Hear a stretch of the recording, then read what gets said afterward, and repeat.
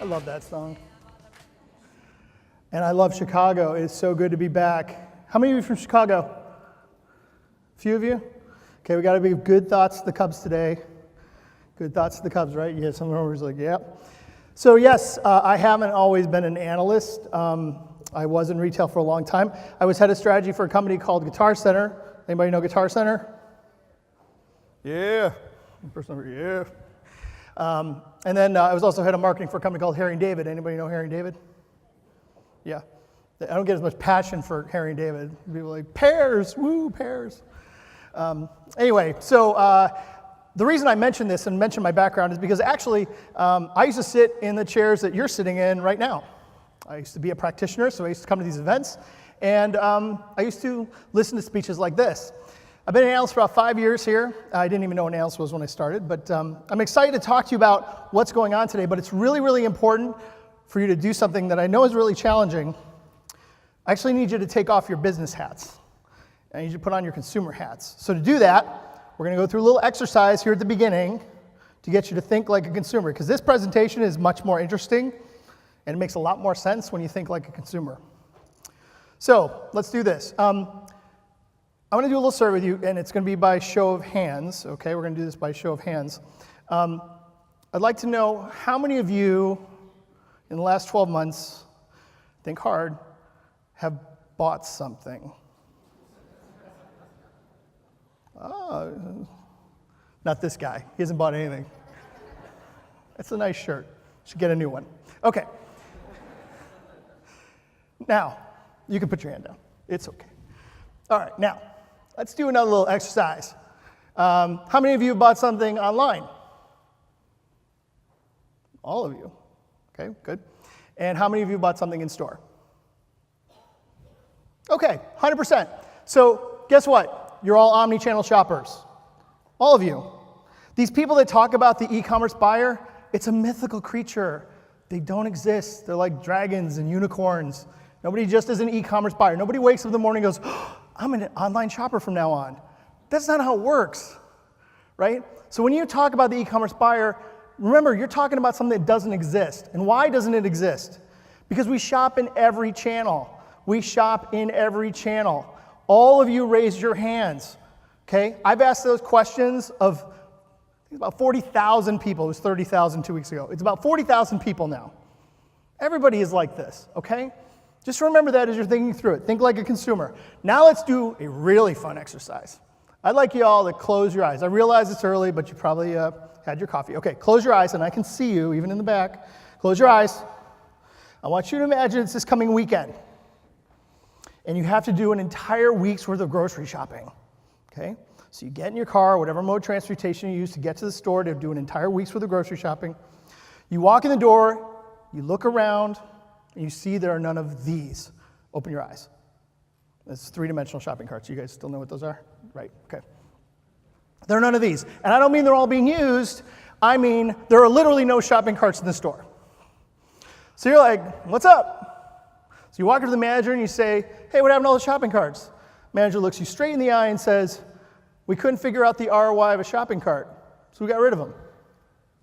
You know, they're hard to maintain, they're hard to manage. We couldn't prove anything that they create any value, so we got rid of them. How do you feel? How do you feel? How do you feel? Okay, how do you feel? What's happening? Confused? How do you feel?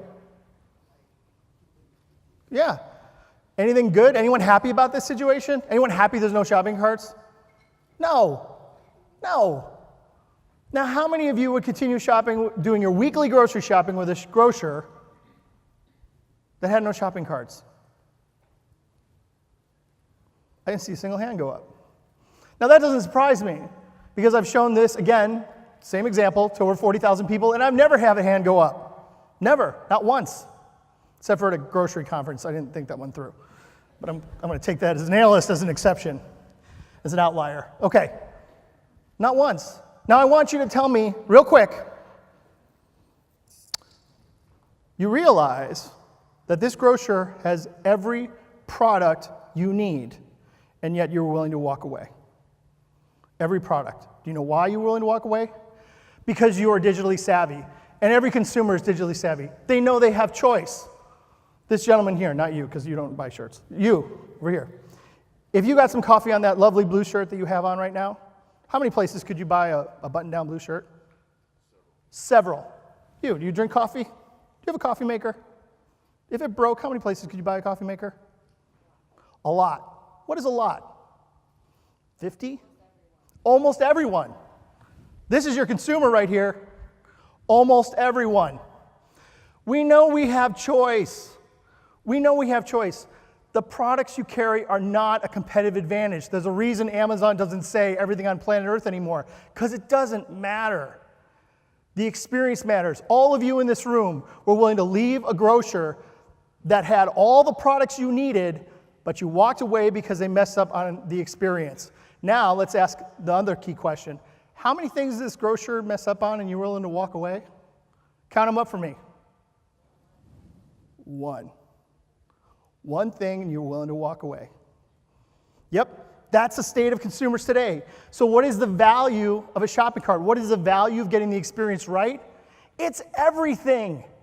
It's everything. And that's why it feels so hard. That's why it feels so hard, okay? That's what's going on. Today's consumers, they know they have choice. And every time a consumer is exposed to an improved shopping experience, their expectations are reset to a new higher level. Do you know what word is missing from here? Most of you would use in your organizations? The word competitor. It's not on this for a reason. Give you an example. You're very busy individuals, I'm sure of it. If it's this coming weekend and you have to do some, let's say, insurance work and some banking work. So you go to your banking website.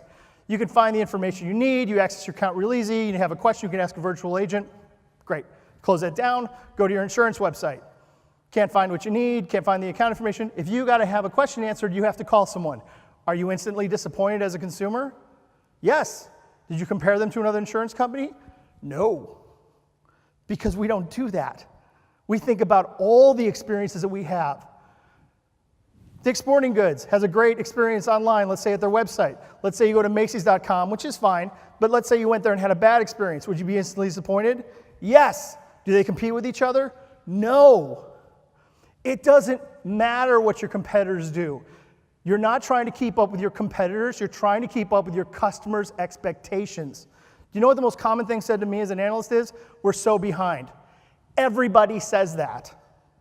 What does that mean? It means nobody's behind, technically, right? If everyone says it, then nobody's technically behind. But I would argue, yes, they are. They're behind their customers' expectations. That's what's really going on. So this hyper-adoption, hyper-abandonment. How many of you have Facebook accounts? Yeah, you do. Okay, Facebook. How many of you are maintaining your MySpace account? Right. How many of you have Netflix accounts? Right. And you still know where that Blockbuster card is? I know where mine is. No, you don't, right? How many use Uber on a regular basis? Right. Hyper-adoption, hyper-abandonment. That's what's going on today. That's why you have to get the experience right. And let me tell you a little bit of more bad news before we get into the good news, okay? Forrester has tons of data. I could have thrown anything up there. I didn't throw this up there because it's terribly interesting. 61% say I'm unlikely to return to a website that does not provide a satisfactory customer experience. That's not that mind-blowing. But I don't put it up there for that. Anybody want to tell me the most dangerous one in this slide? And I gave you a hint. Satisfactory. Do you know why? Because it's subjective. It's subjective. What do I mean by that? What I mean by that is that there is no silver bullet. I know you'd love for Forrester to get up here and say, here's the secret formula, here's the silver bullet to win customers. There's no such thing. There never will be. When you shop, you want buy online, pick up in store. You want same-day delivery. You want easy access to promotions. You want to shop using video. You want comparison charts. You want to talk to a local store associate through your app. Who knows what you want? We all want different things. We all have our little shopping cart moments that make us happy or unhappy. Each of us. Which is why you can't do one thing and win everyone. Which is why it's really important for you to understand what's going on. Because I see companies I work with. Now, I talk, and I'm not making this up, I talk to 200 retailers a quarter. 200 retailers a quarter. And the thing I find most often is they buy a lot of tech, and they never get the results that they want. It's because they really don't understand what they're doing. They really don't understand what's going on. How many of you have retail locations, physical locations? A lot of you. Okay, for those of you that just raised your hand, I want you to raise your hand if you believe this year someone will walk into one of those stores, look around and go, oh, no virtual reality, I'm out of here. Nope, nobody put up their hand again. That's right, because no one will. And it's very, very, very easy to get behind the customer, but it's also very, very dangerous to get too far ahead of the customer because you can make up making investments or doing things that don't actually impact your business. And then you spent a lot of money, and now you're answering to the CEO for something that didn't work. I've been there. Okay? Now, we did this study with Revionics. It was a commissioned study where we talked to about 224 retailers from US, UK, France, Germany, and Brazil. Some of the data you're going to see today is going to be part of that study to talk about the storyline. Okay, just to give you an information on the demographics here, of course, we had all levels of executives, and they were always involved in the pricing. I'm dovetailing this speech with work that I do every year called the Top Retail Tech Report. So I've been doing this annual report for a number of years, and I take the biggest, buzziest buzzwords in the industry every year, and I interview globally a bunch of brands and retailers, and I say, what are you actually going to buy this year? What are you going to actually launch into the market? Why is that terribly important? Because customers' expectations aren't set by things that you do in a boardroom. They aren't set by the PowerPoints you build or the steering committees that you have. They're set by the experiences they actually have in the marketplace, right? It's finding that sweet spot to keeping up with customer expectations is how you optimize your business processes. So that's how we're going to talk a little bit about today. It's also important not to look at pricing in a silo, which is why I've dovetailed this as well. Yes, pricing is important, but I would argue, and you will see, how it's intimately tied to your personalization initiatives, to your omni-channel initiatives, and even your loyalty initiatives, okay? That's the key. If you want impact to pricing, you have to understand how they affect the other initiatives in your organization. And all these initiatives together actually tie. I would actually argue that personalization and omni-channel are the same thing these days. I'm not sure if I get to that today, but anyway. So here's the new retail imperatives. Here's what matters today and why, and what are the disconnects you must avoid to maximize the value of your offering and optimize your business.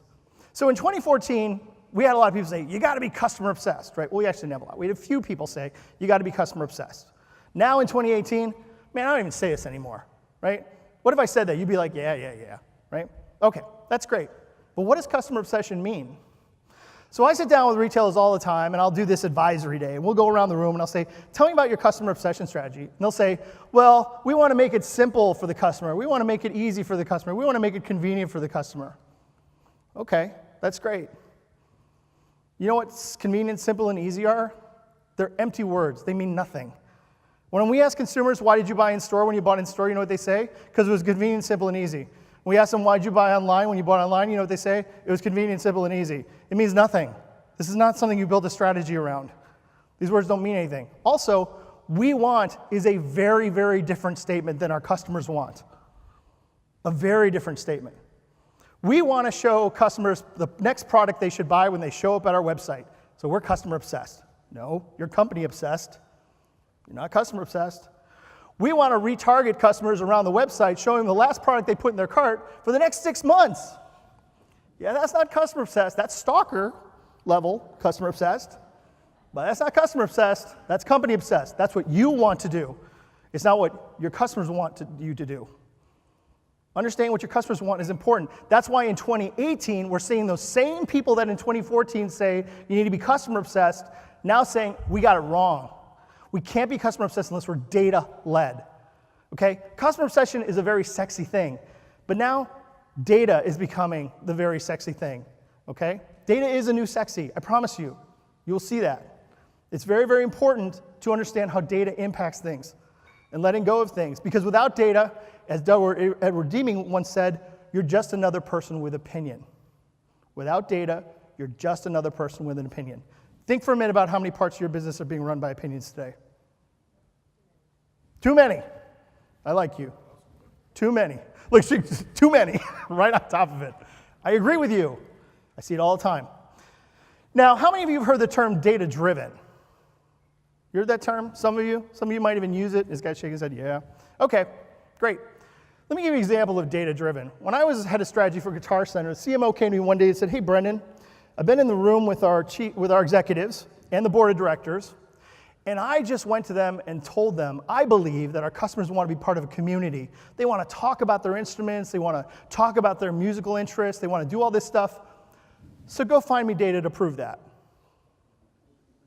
So I did, because that was my job, to make the executive look good. So I found data to prove that people wanted to be part of communities. Not at our website, but I found data to prove it. In the same year, I proved that stores were more important than e-commerce and e-commerce were more important than stores. In the same year, using data. It's easy to do. I can make data say anything I want. Now, as an analyst, I can't do that anymore because it's my job not to.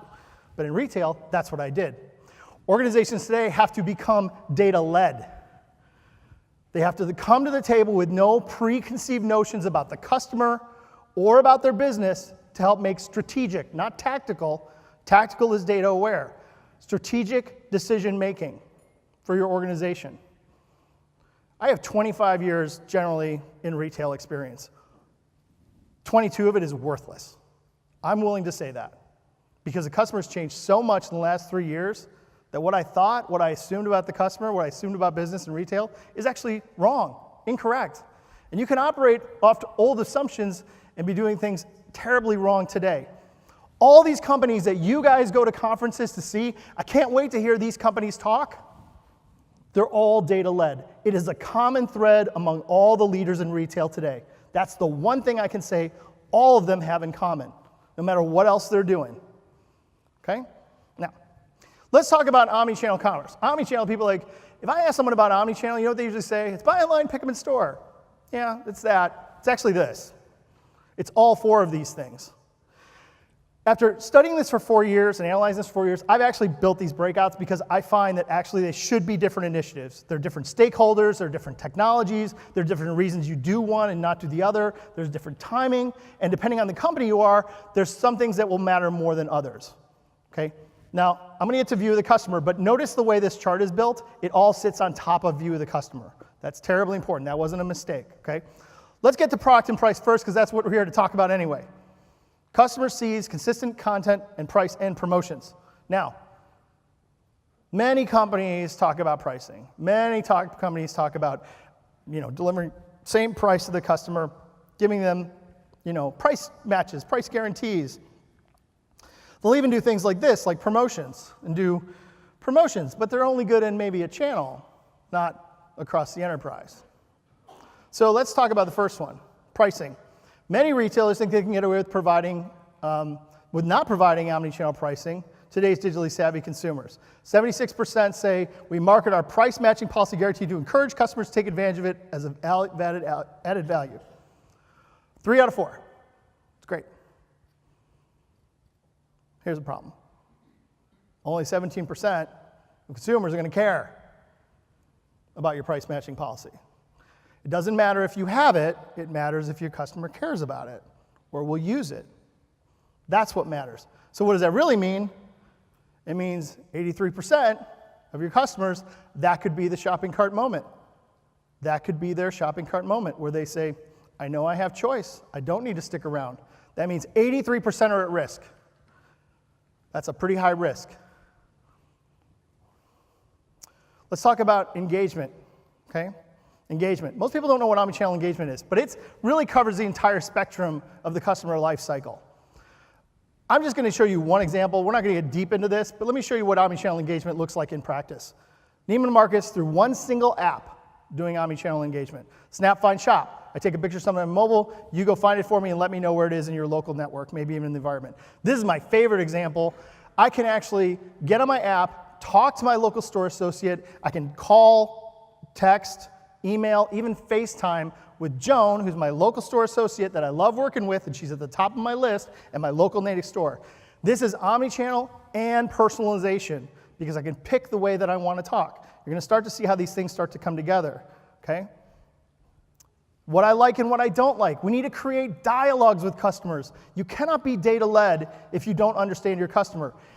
Age, gender, zip code, last product I bought, income level are horrible pieces of data.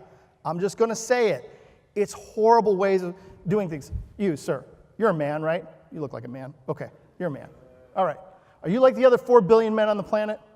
Absolutely not. That's ridiculous when you say it out loud, isn't it? I'm not like everybody else in my zip code. I'm not like everybody else in my income level. Come on. We know that's not true.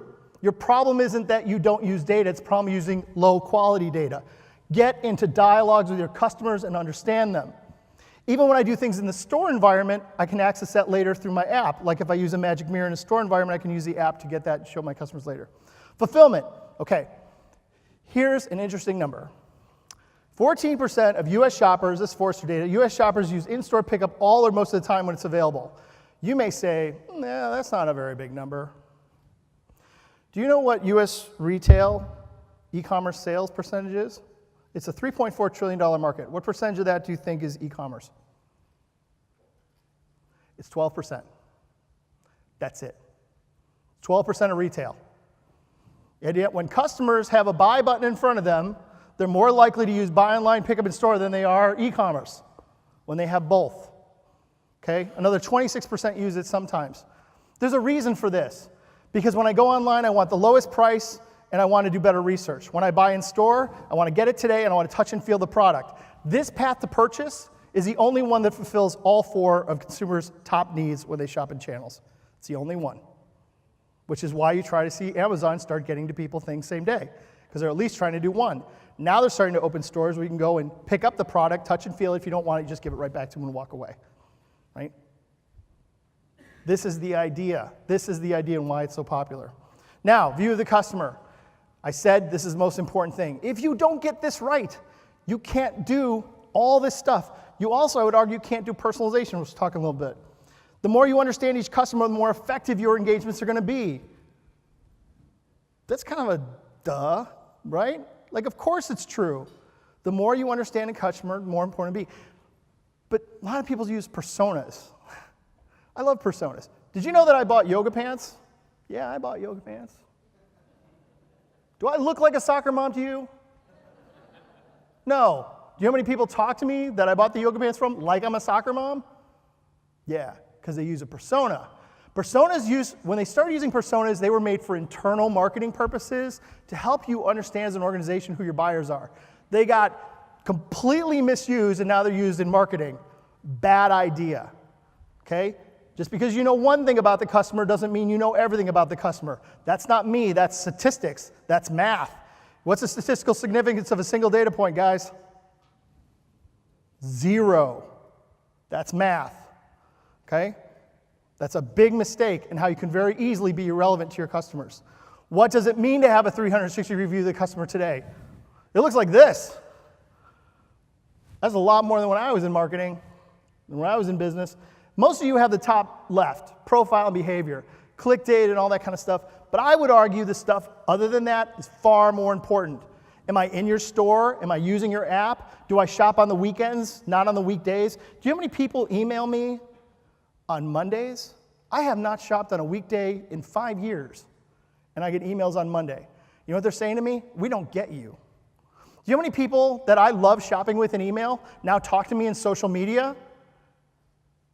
I've never bought in social media in my life. And you know what's started to happen now? I'm not looking at their emails anymore because I'm so tired of their name in my life every single day. Understand your customer. Understand your customer. Look at me. I'm an analyst. If I buy a pen, I need a comparison chart. This is how I shop. Okay? My wife, and I know this because I get our credit card statements, if you give her a $5 off coupon, she'll buy anything you put in front of her. But if you look at us, we look exactly the same other than gender. Our age, our zip code, our income level, the last product we bought, we tend to buy the same kinds of things, right? This is what I mean. You need high quality data. When I come to your website, give me a comparison chart, give my wife a coupon. Don't give me a coupon. I don't respond to promotions. I buy what I want when I want. That's how we understand each customer. That's what a good customer view looks like. How many of you have a coffee app? Starbucks or Dunkin' Donuts? This industry is only like 10 people. I can't believe that. I drink coffee every day. Okay. For you that have one of these apps, You think you have a payments app. You do not. You have Starbucks customer data capturing machine. And they know 25 things about you that they didn't know before because you use their app. The point of their app is not to get you through the line faster. It seems like it is, but it's not. It's to understand what you like, what you don't like, what you respond to, what you eat, how often you eat, where are you going. Today, Starbucks, because I use their app, could say to me, it's tough when you travel, be sure to warm up with a nice cup of joe. They couldn't say it to me before because I was paying cash. Now they know things about me. The more you know, the better you can do engagement, the better you can understand pricing. What pricing do I respond to? Now let's get into personalization. 90% of digital leaders recognize that personalization matters a lot. 89% say we are prioritizing investing in personalizing the customer experiences. That's a big number even at Forrester. That's a monster number, by the way. Another monster number at Forrester, 77% say I've chosen, recommended, or paid more for a brand that provides a personalized service or experience. We don't see those kinds of numbers in anything else. Loyalty programs, same-day delivery, whatever, pick it. Nothing's that big. 3 out of 4 consumers responding to something, that's huge. And retailers recognize it. But what is personalization today? This is what the maturity curve of personalization looks like. Many of you probably sit at the amateur status. I'm not trying to rip you, but that's probably where you sit. Then you get into more advanced segmentation, a mix of order history, browse patterns, and customer data to engage smaller targeted customer segments. But I said segments. The next generation of personalization, which is happening right now, is individualization. Engaging customers as segments of one in real time by listening, capturing, measuring, assessing, and addressing intent across every enterprise touchpoint. I saw a presentation by Sephora 2 months ago, 45 minutes on personalization. You know what word they didn't say once? Segmentation. Not once. They're more concerned about the real-time engagement of you, the things you're interested in, the things you want to talk about, the things you want to do right now, and that's what they talk to you about. If they only know you like buy online, pick up in store, that's all they'll talk to you about because they understand you. They don't guess. They understand you and they understand each customer. Now, retailers understand the implications of arbitrary pricing, but also the importance of personalized pricing. 78% say arbitrary pricing that shoppers perceive as random without cause or reason, would make the majority of customers angry. They recognize this, that they think that at least. So what are they doing? They're shifting.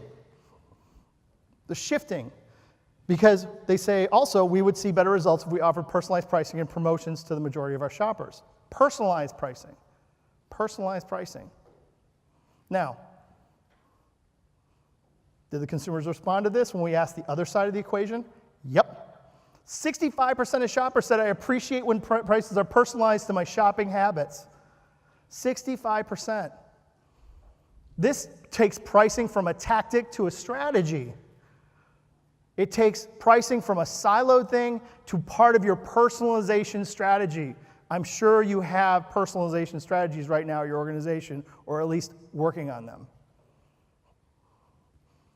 But those same customers are going to be a little disappointed because when we ask people, do you offer personalized pricing? Only 54% said yes. And of course, those 65% feel that's unfortunate. Okay? Now, we also asked, how do you think your shoppers would feel if someone they know gets a better offer? Because personalized pricing means you're going to get distinct pricing, right? 77% said something to the negative. 77% said something negative. But I got news for you. There's a solution for this. Make it part of a program. Make it part of a program. Don't just willy-nilly throw pricing out there. Give customers a reason why that pricing would be unique. You want a case study? Amazon Prime is a perfect example of doing personalized pricing. Because if I get a different price than my friend and they go, well, why did you get that? They go, well, I'm a member of this loyalty program. They go, oh, now I understand. It makes sense. We accept that as consumers, that maybe because I'm part of a program, I'm going to get a personalized price. So there is a way to do this. It's about strategically putting pricing, again, remember tying the things in silos, to your loyalty program. Okay?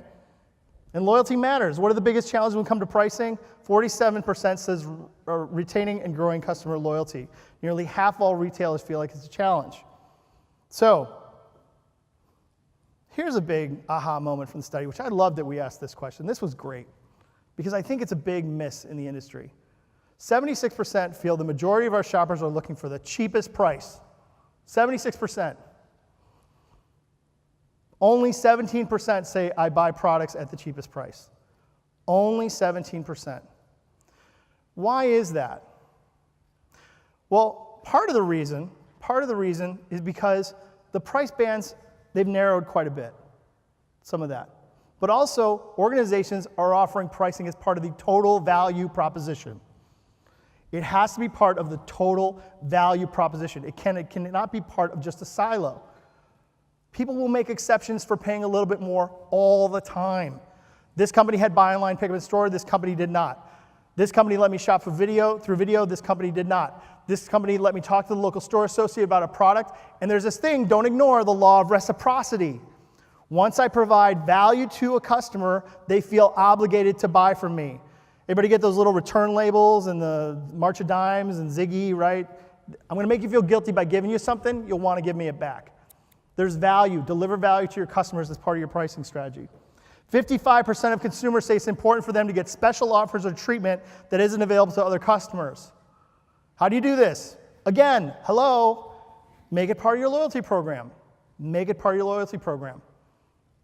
There's a strategy for that. Now, a lot of retailers overestimate shoppers buying only at the cheapest price by 4x, yet they think they can identify full-price shoppers. 68% say I'm effective or very effective at understanding my customers. That's pretty high. But the data just showed maybe they're a little off on that. Here's another big aha moment for us during this study that we did with Revionics. How long do you think most of your shoppers will wait for a discount on an item before they want to make a purchase? 90% of retailers said they would not wait, or they'd only wait a month. 49% of consumers said they'd wait that long. Only 9% said they'd wait 2 months or as long as it takes, and yet half of consumers says, I'll wait as long as it takes. Is your strategy to raise your price when other people are out of a product? Guess what you just did? You probably did nothing for half those consumers because they're going to wait for the right price, and they're probably going to recognize that you're the higher price because we take note of those things. Again, that could be the shopping cart moment. Well, I'm not going to shop with so-and-so anymore because they're more expensive than everybody else. Consumers don't give you a pass. They can experience that once and believe it happens all the time. That could be that shopping cart moment, which you're trying to avoid. Generally, retailers are also over-promoting, we find. 41% are in the over-promoting zone. We asked generally at what percentage off are you able to offer promotions to your customers that maximize the value of your marketing campaigns. As an ex-marketer, I realize there's a sweet spot where you're trying to hit, where you maximize the number of respondents and the dollars you get over the promotions that you give away. Like that's incremental return on an investment, right? That's incremental return on investment. So depending on the category though, over here on the left, 41 to 63% of shoppers said 10 to 25% would trigger a purchase. Okay? That's a lot. A lot of consumers in that bucket. And yet, so many of people think I got to offer 30, 40, 45, 50, 60% off to hit my sweet spot. Okay? That shows a sheer lack of understanding how consumers really respond to things. Or they don't understand the total value proposition, the offering they're making in line with their promotions. And since we're on the topic of promotions, and I showed it earlier, and it looks like I might have enough time to say this, I want to be sure you understand something. Say out loud, no, say to yourself, in your head, it is being customer obsessed when we do channel promotions and force customers to shop in the channels we want them to shop in. Sounds ridiculous when you say it to yourself, and it is, okay? There are many customers that don't want to shop in your stores. They don't want to shop online. And don't believe that nonsense that people say about, well, the multi-channel shopper is more valuable. That's not causation. People shop, your more loyal customers will shop in more channels with you. That happens. It has nothing to do with making them. Just because you push me to online is going to make me a more valuable customer. You're going to annoy me because that's not how I wanted to shop. That's not customer obsession, that's company obsession. Okay? That could be the shopping cart moment. It is for my wife. If you make her shop in a channel she doesn't want to shop in, you make her go to the store when she'd just rather do it online, you've just alienated her, and she will stop shopping with you. And unfortunately, guys, there's no report that says the day a customer says, I'm not going to do business with you anymore. Just know that it happens. There's just no paper reporting on it. It happens. My friend Mary Ransom over at Bloomingdale's likes to say, you can do all these things and create this slow burn of your customer file. The slow burn of your customer file. You look like you're being successful. All your reporting shows numbers are up. At the end of the year, you go like, why do we have less customers? It's because over and over again, you found ways to weed them out by not hitting those shopping cart moments with your customers. So there are a lot of new innovative paths to purchase that are making omnichannel more complex, but also creating more opportunities for personalization. Okay? Now, here's them in a nutshell. I'm just going to go through them very quickly. Experience centers. These have relevancy to pricing, by the way. I might call that out too. Experience centers, where I just experience the product, where I don't want to buy it that day. I don't want to take it home. I want you to ship it to me. Right? We see lots and lots and lots. If I could fill this presentation with all the companies doing experience centers, the deck would be too big to send to you in an email. And by the way, I'm willing to share this with you guys later if you'd like. Okay? That's how many people are doing experience centers. Why? Because we're hyper-stimulated. We're hyper-stimulated as consumers. Right? All of you people who raised your hand for Uno, I see you. I see you standing on the corner with your little thing, and you're looking here. Oh, here comes the car. I can see it. I can see it coming around the corner right now. We've gamified everything in our lives. My kids, I tried to play Uno with them the other day. My favorite game as a kid. They were like, Dad, where's the stars, the avatars? Where's the levels, right? Like, we're hyper-stimulated. And so experience centers matter. You know, this was mentioned earlier today in the earlier presentation. Stimulating customers. Social commerce and chatbots. As I'm engaging you with more channels, this is going to get more complex. Do you offer me yet another price or yet another promotion in a channel that's different from everywhere else? Right? When you're offering service and I ask a question of that chatbot, what price does the chatbot show me? Again, creates more complexity with omnichannel, but more opportunities for personalization. Because you can ask questions like, are you a member of our loyalty program? Oh, does that matter for the price? Why, yes, it does. We offer our loyalty members. See how a chatbot can start doing these kinds of things?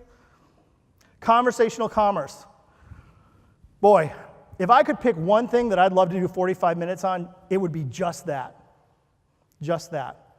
If you don't have a conversational commerce strategy starting today, you are already behind. I'm not one of those analysts. I'm not this like, oh, be scared. I'm not that guy. I'm just going to give you data. I just saw a report that showed that 2% of people who own these devices order on them. Only 2%. Sounds like a small number, doesn't it? 2% of people who own these devices order on them. 58% of those people have order regularly on them. Okay, 2%. 2%. Keep that in mind. Does anybody know what mobile commerce is today? What is the percentage of retail that's mobile? It's 1.7. The iPhone's been around for 11 years. It's 1.7%. Today, 2% of people order on these devices. And by 2022, 58% of households will have these in their homes. You do not want to get behind on this channel, guys. Because once I start ordering on this device and get used to saying, send me my Purina dog food, it is very hard for Blue Mountain to get in front of that on a conversational commerce device. It was okay to be behind on web and apps and mobile web. This is not the channel you want to get behind on. Okay? And finally, artificial intelligence. Boy, there is no buzzier buzzword than artificial intelligence, is there? I almost changed my name to Brendan A.I. Witcher so I could charge more for speaking. Yes, it's a buzzy buzzword. But here's the thing about artificial intelligence. It matters. It matters today. It matters in a lot of ways. And Revionics was smart enough to put this in the survey and make it part of the things we researched.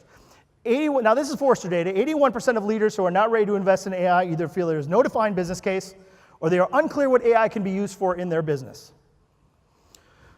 Fortunately, we found that's not true about pricing professionals. Do you believe that AI data-driven pricing would have an impact on your shoppers? 89% said yes, it would positively impact our shoppers. Good for you. They also believe that, do you believe that frequent price changes due to pricing driven by AI and science data would have an impact on customer behavior? Again, 60% said yes, it would positively impact our customers. It's true. Do you know why? Because customers don't know you're doing that. They have no idea what you're doing. They just see a price, right? What's your average person at your what's the average number of frequency of people buying from you every year? Do you think people spend their days just sitting on your website? No. Most of the big retailers I know, the average time a customer buys from them is twice a year. 2 times a year. Now, you live in your organization, and I know because I used to live in an organization too, where you think, oh, I'm going to see all these price changes. Yeah, you will because you live there. Your customers don't live at your website, okay? Use AI to deliver pricing that you think will trigger them to say, that works for me. That's exactly what I want. It's very unlikely your customer is going to notice this, okay? There's another reason for this. We asked again in that survey, what are your biggest challenges when it comes to pricing? Remaining competitive with other retailers, responding to extreme pricing strategies of mega retailers, and becoming more dynamic and adjusting prices more frequently. Let me be honest with you. You cannot do this at scale without AI, okay? Remember, AI includes machine learning, okay? You cannot do this at scale without AI. It's just not possible. And the more SKUs you have, the more people you're competing with, and don't forget, you're competing with the entire internet, this becomes harder, okay? But AI and machine learning are not easy to work with, right? They're not. In truth, they're not the same old way of doing things. It's not time to get behind, it's time to learn now. Because AI is not a Monday to Friday activity. AI is not a Monday to Friday activity. You can't say, oh, we should start doing some AI stuff on Monday, and then by Friday you can show the CEO what you're working on. Doesn't work that way. Most people that I know that do very complex things, it takes a few weeks, it takes a few months, right, to do it themselves. Which is why a lot of people are reaching out to vendors that have AI machine learning solutions already built, because they've done that work. They've done that work for you. This is not the time to build your own, okay? There's lots of things where I say, it's okay, do that yourself. This is not one of them. It takes a long time. IBM worked on their AI solution for 10 years. 10 years, and threw millions and millions of dollars at it. Do you really think you have that kind of time? Do you have those kind of resources? Are you willing to give up working on personalization, omnichannel, experience centers, data and analytics for the sake of working on your own AI? Let go of it. Work with vendors that have it. Okay? Now, finally, I'll say this, because I see this all the time. If we just buy the right tech, we'll be fine. No, you won't. Okay? You have to check the box on all of these things. All of these things. They really matter quite a bit. 83% of companies say organizational silos limit our ability to execute our digital strategy. This is retailers and brands, by the way. 83%. Another 53% say culture limits our ability to deliver our digital strategy. Half. So what good is a digital strategy if you don't have the right organizational silo, you still have organizational and culture? It's worthless. It's worthless. Another 60% say we do not have the right skill sets to deliver our digital strategy. What good is a digital strategy if no one's in the house that can deliver it?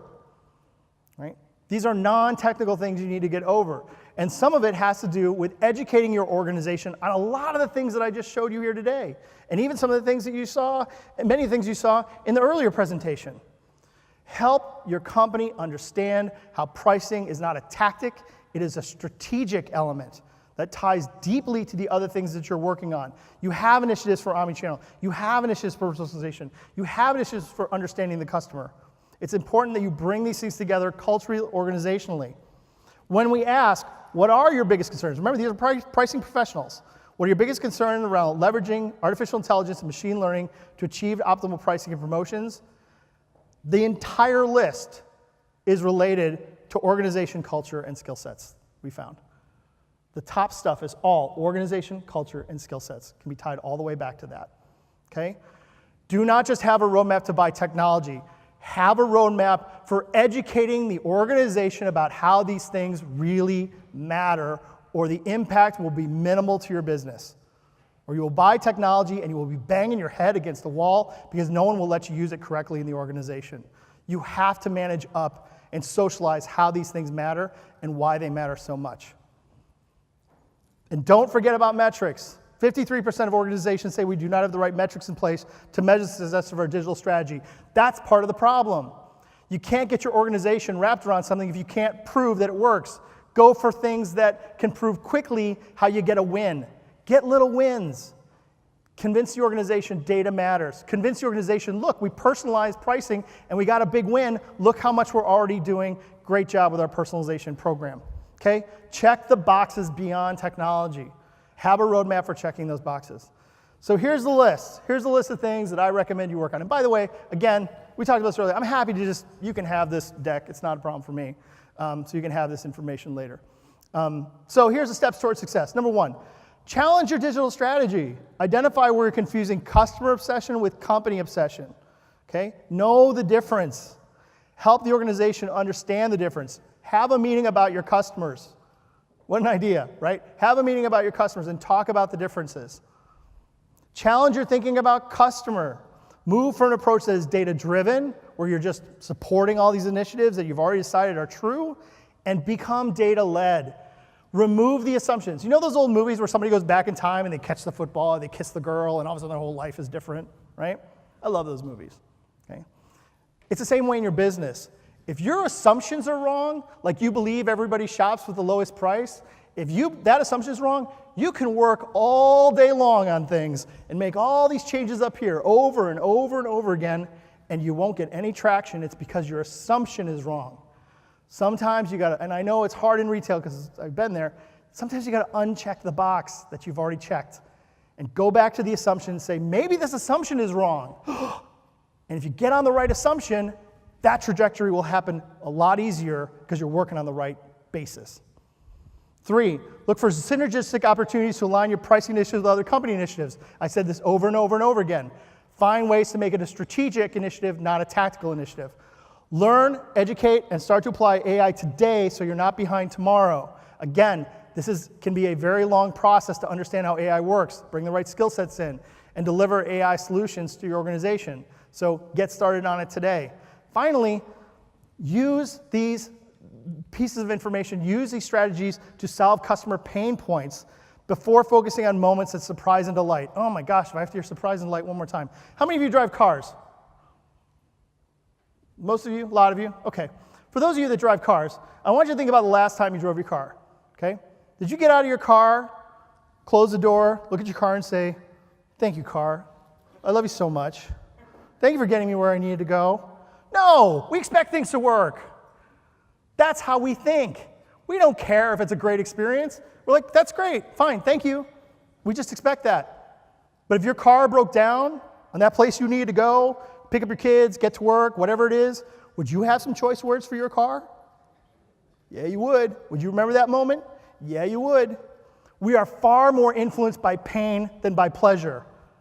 We are far more influenced by pain and pleasure. And when I walk into your store and it's a different price than I saw online, that's a pain point. Solve customer pain points before you surprise and delight. Nobody hugs their cars except Tesla owners, okay? Nobody, okay? Focus on the pain points. Ultimately, we're trying to solve for that shopping cart moment. Don't create those bad shopping cart moments where customers walk away. There's going to be lots of people that tell you, create great customer experiences. I would argue, don't tick off your customers. That's really how you keep customers in the fold. Solve their pain points, make them happy, have them enjoy the experience. Creating a great experience today is a differentiator. Thank you for your time. I really appreciate it.